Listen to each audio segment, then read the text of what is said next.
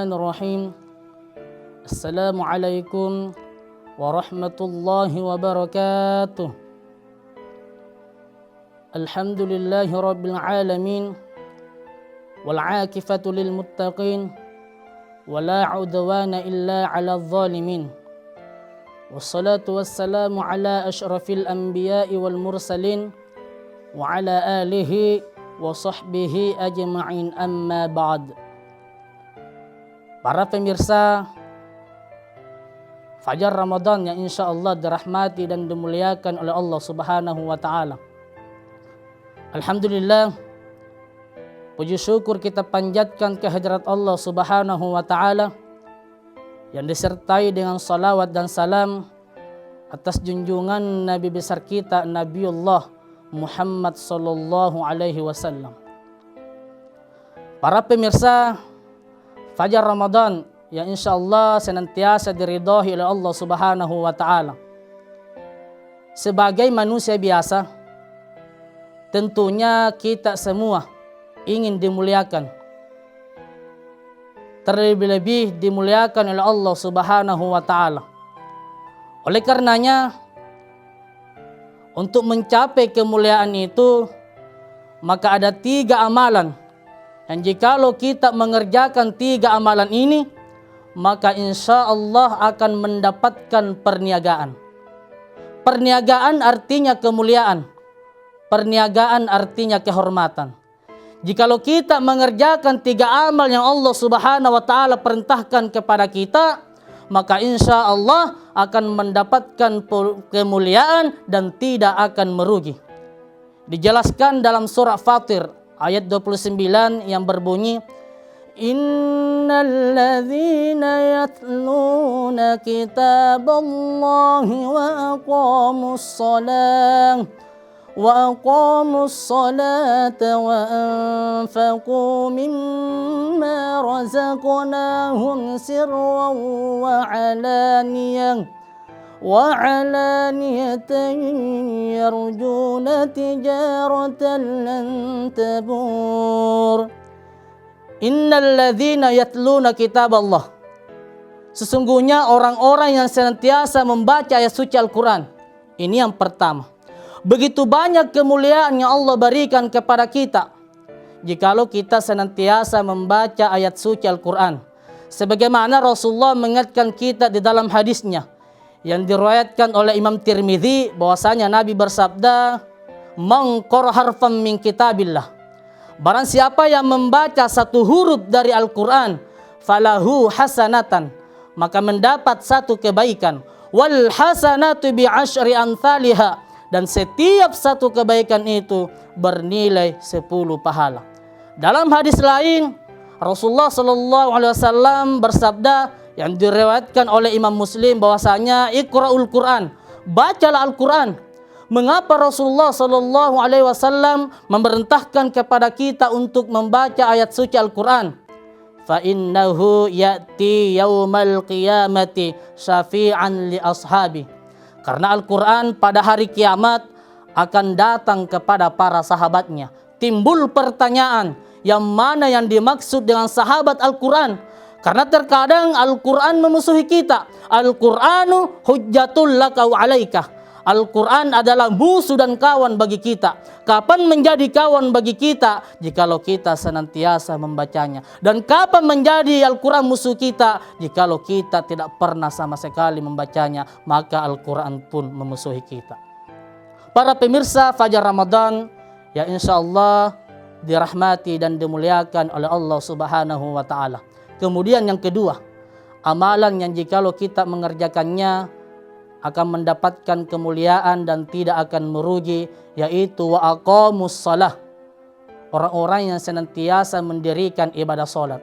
Setiap kali Allah Subhanahu wa Ta'ala memerintahkan kepada kita untuk mendirikan ibadah salat, atau setiap kali Allah Subhanahu wa Ta'ala katakan di dalam Al-Quran, dirikanlah salat dengan redaksi kata-kata aqimus shalah atau yuqimus shalah atau ka'aqimis shalah.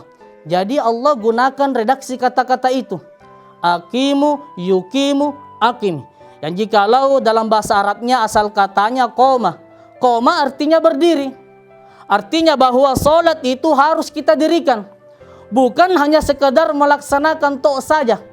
Sebab ibadah solat itu lain orang yang mendirikan solat, lain orang yang melaksanakan solat. Jadi beda mendirikan, beda melaksanakan. Kalau orang mendirikan ibadah solat, betul-betul ia mendirikan solat. Tertancap dalam hatinya rasa kecintaannya kepada solat. Jadi dia cinta kepada solat, solat pun cinta kepada dia. Di mana buktinya orang cinta kepada solat? Sudah jam 2, belum solat duhur.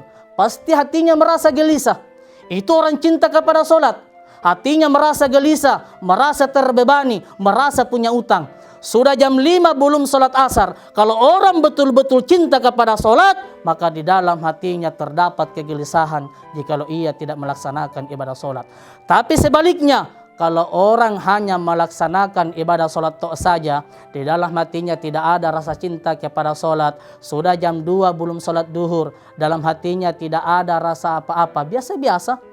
Sudah jam 9 belum solat isya, di dalam hatinya tidak ada rasa apa-apa, biasa-biasa. Berarti ia tidak cinta kepada solat. Orang yang cinta kepada solat, maka di dalam hatinya terdapat kegelisahan jikalau ia tidak mengerjakan ibadah solat.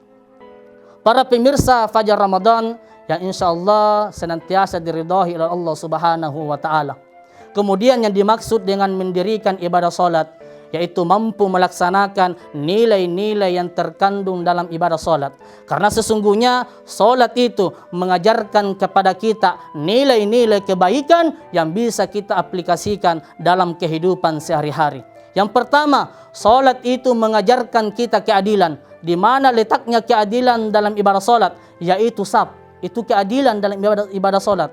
Artinya siapa yang duluan datang pasti berada saf depan. Siapapun dia, kalau masbuk, kalau terlambat, pasti berada di saf belakang. Adil. Jadi solat itu mengajarkan keadilan. Solat tidak memandang jabatan, tidak memandang pangkat. Siapapun dia, kalau terlambat datang, kalau masbuk, pasti berada di saf belakang. Dan siapapun dia, kalau duluan datang, pasti berada di saf depan. Jadi solat itu mengajarkan kita keadilan. Kemudian yang kedua, solat itu mengajarkan kita kejujuran. Di mana letaknya kejujuran dalam ibadah solat? Yaitu rakaatnya. Jadi solat punya jumlah rakaat. Subuh 2 rakaat, duhur 4 rakaat, asar 4 rakaat, maghrib 3 rakaat, isya 4 rakaat. Jadi punya jumlah rakaat. Artinya apa? Bahwa jikalau kita solat sendirian di rumah, berada dalam kamar, tidak ada yang melihat. Kalau solat duhur berapa rakaat kita kerjakan? Pasti 4 rakaat. Solat asar berapa rakaat kita kerjakan? Pasti 4 rakaat. Walaupun tidak ada yang mengawasi, pasti 4 rakaat yang kita kerjakan sesuai dengan jumlah rakaatnya. Artinya bahwa solat itu mengajarkan kita kejujuran secara tidak langsung. Kemudian solat itu mengajarkan kita kedisiplinan. Di mana letaknya kedisiplinan dalam ibadah solat? Yaitu waktunya. Jadi kalau mau lihat orang-orang disiplin, lihat dari ibadah solatnya. Kalau ia disiplin dalam melaksanakan ibadah solat, subuh sesuai waktunya ia laksanakan, duhur tepat waktunya, asar tepat waktunya, maghrib tepat waktunya, isya sesuai waktunya ia laksanakan. Kalau ia disiplin dalam melaksanakan ibadah solat, pasti masuk kerja disiplin, masuk kantor disiplin, masuk mengajar bagi seorang guru dan seorang dosen disiplin. Jadi lihat dari ibadah solatnya. Jadi solat itu mengajarkan kita kedisiplinan. Para pemirsa Fajar Ramadan yang insya Allah senantiasa dirahmati dan dimuliakan oleh Allah Subhanahu wa Ta'ala. Kemudian yang terakhir, amalannya jikalau kita mengerjakannya, insya Allah mendapatkan perniagaan, kemuliaan dan tidak akan merugi, yaitu wa anfaqu mimma razaqnahum sirran wa alaniyatan yarjuna tijaratan lan tabur. Harta yang kita keluarkan di jalan Allah, baik itu secara terang-terangan maupun secara diam-diam, maka insya Allah akan mendapatkan perniagaan dan tidak akan merugi. Dikatakan dalam surah Sabah ayat 39 yang berbunyi, wa ma anfaqtum min syai'in fahuwa yukhlifuhu.